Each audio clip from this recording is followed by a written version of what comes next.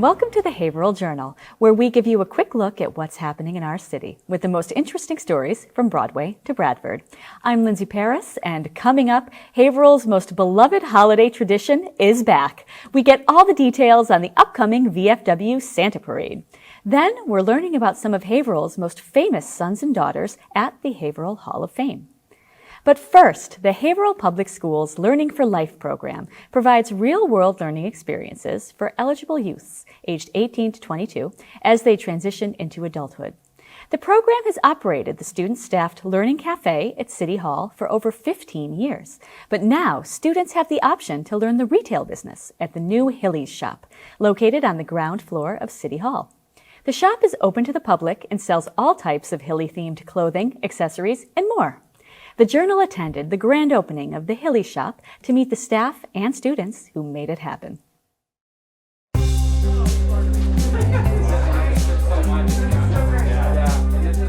The Hillies Shop came about because we had a need for additional programming for our transition age youth, which are the 18 to 22-year-olds. And the Hillies Shop originated at the high school. Matt Scanlon, who is one of our supervisors of special education for the district, came to me with the idea that maybe we could open up a satellite store here at City Hall.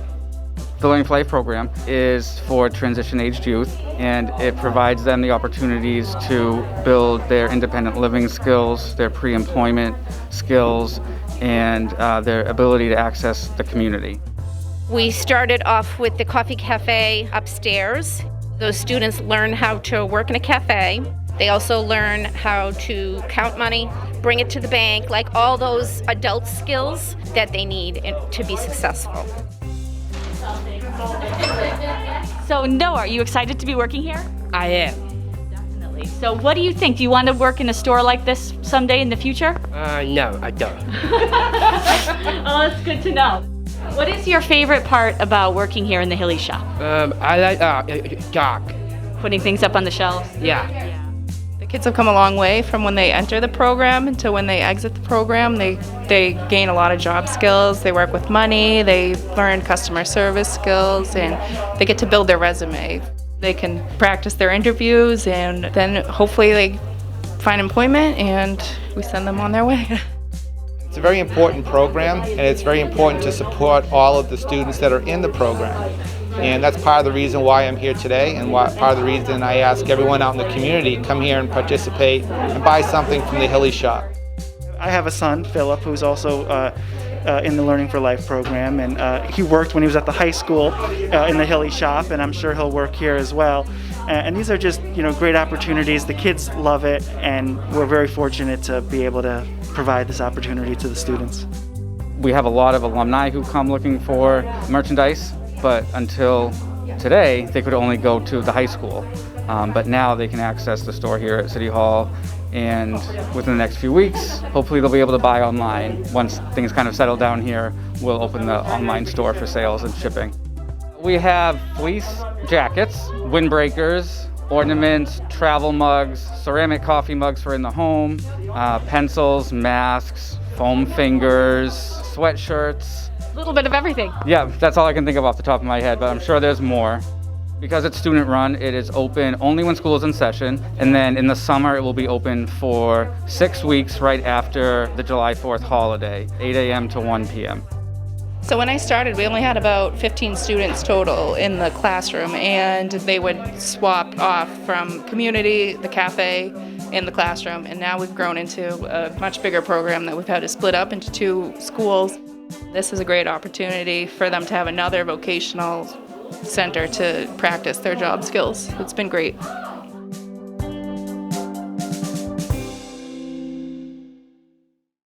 Lots of fun items for purchase there, and a terrific and enthusiastic workforce. If you'd like to order your Hilly merchandise online, the online store is expected to go live around December 1st at hilliesshop.com. Get the folding chairs, blankets, and hot chocolate ready. The VFW Santa Parade, Haverhill's biggest annual holiday event, will be marching up Main Street on Sunday, November 21st at 1 p.m. After a washout in 2019 and a cancellation in 2020, it's predicted that this year's parade is likely to see its highest attendance in 3 years. The parade is now in its 57th year, as an all-volunteer crew has kept this crowd favorite running since 1964. I met up with Parade Chairman Dan Plourde for the details on what to expect. The Santa Parade is back this year after a hiatus last year. The parade theme this year is Santa Claus is coming to town. We should have pretty much a full-size parade, and that's what we're shooting for. There are no COVID protocols to worry about for an outdoor event, so we're happy about that, so away we go.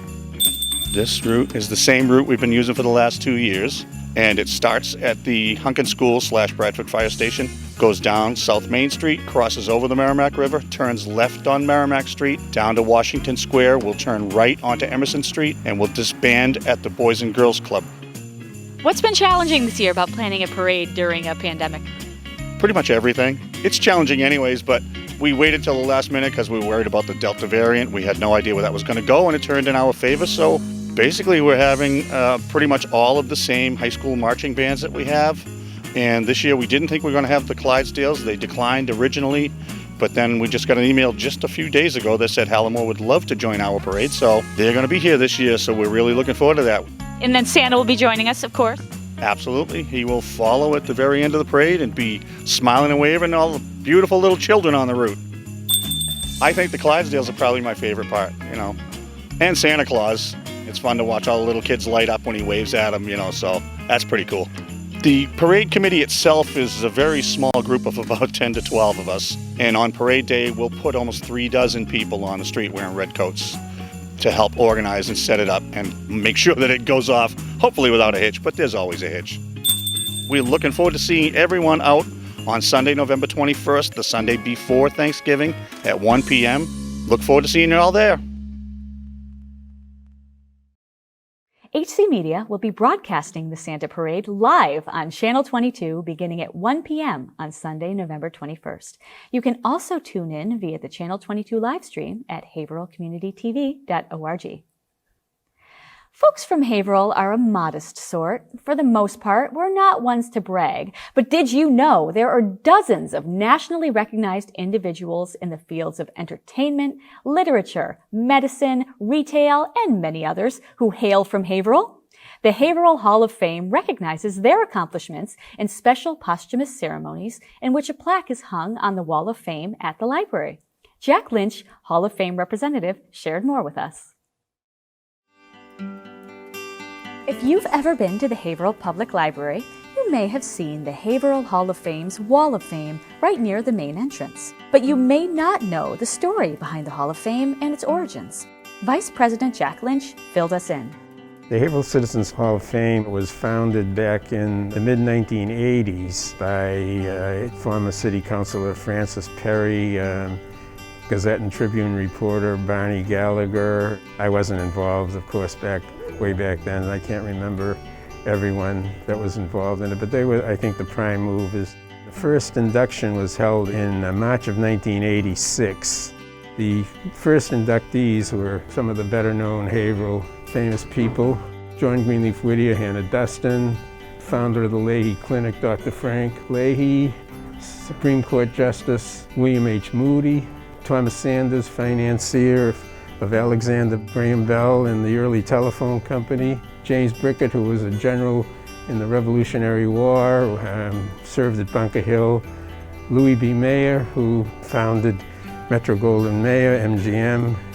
The main criteria for being elected to the Hall of Fame are the person has to have a substantive Haverhill connection. He has to have done something of fame in the wider world. And the last criteria is one that keeps people out for a while, as the person must be deceased.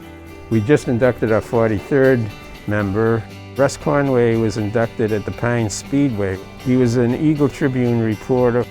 He did investigative reporting on the head of the National Hockey League Player Association, Alan Eagleson, and he was a finalist for a Pulitzer Prize. We go back a long way, Russ and I. He is more than just a reporter. When we played, he was my close friend. and he used to call me his brother because we spent so much time together. I guess we all want to thank Russ Conway for what he's done for all of us racing people, all the fans, and all the hockey fans, and all the people that read his sports page all the time.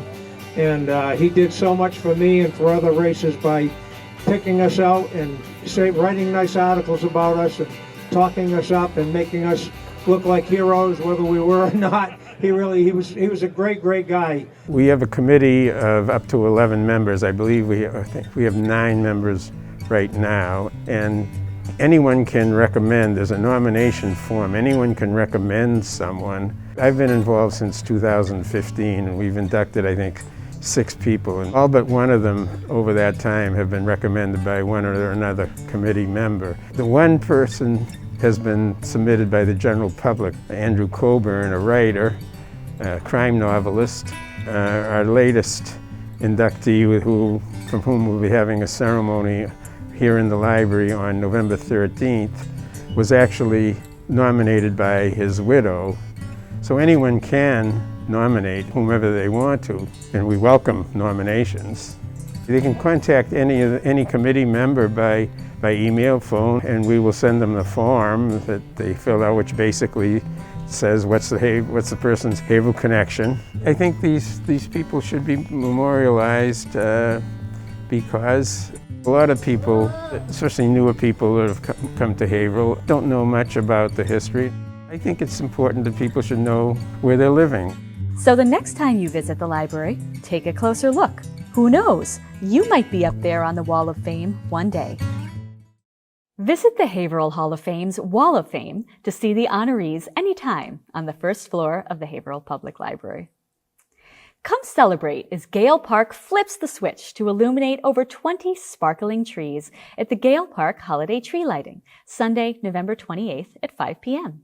Meet Santa, enjoy hot cocoa, and take photos with the famous 7-foot musical Christmas bell, which will be at Gale Park for the day, courtesy of Roly Poor and HC Media.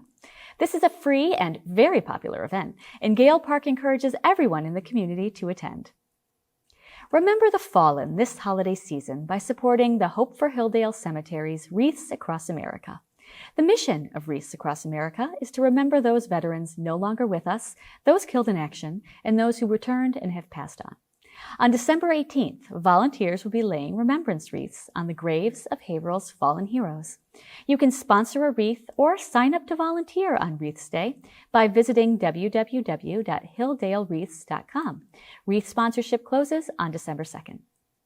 If you have a story or event you'd like to see featured on the Haverhill Journal, call us at 978-372-8070 or email info@haverhillcommunitytv.org. And don't forget to like us on Facebook or at our HC Media YouTube channel. And that's what's happening in Haverhill this month. Watch for our next episode in December. HC Media would love to wish everyone in the city a very happy Thanksgiving. I'm Lindsay Paris, and we'll see you next time.